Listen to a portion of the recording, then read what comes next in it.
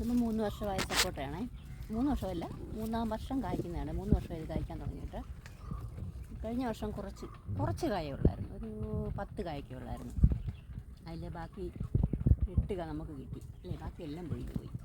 പിന്നെ ഈ വർഷം ഇത്രയും കാ കിട്ടി. കണ്ടോ, നല്ല സപ്പോർട്ടൊക്കെ ഇല്ല. അപ്പോൾ നമ്മൾ ഫസ്റ്റ് പഴുത്തെടുത്താടുത് നല്ല ടേസ്റ്റ് ഉണ്ട്. നമ്മുടെ കയ്യിൽ നമ്മളൊരു ചെടിയൊക്കെ വെച്ചിട്ടൊരു കായൊക്കെ പറിച്ച് കഴിക്കുമ്പോൾ നല്ലൊരു നമുക്കൊരു സന്തോഷമല്ലേ, നമ്മുടെ കയ്യിൽ നിന്ന് ഒരു ചെറിയൊരു കായൊക്കെ പറിച്ച് കഴിക്കുന്നത്.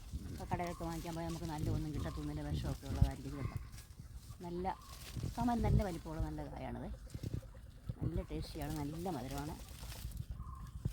ഒരു സന്തോഷമല്ലേ നമുക്ക് ഇങ്ങനെ കായൊക്കെ പറിച്ച് നമ്മൾ കഴിക്കുന്നത്.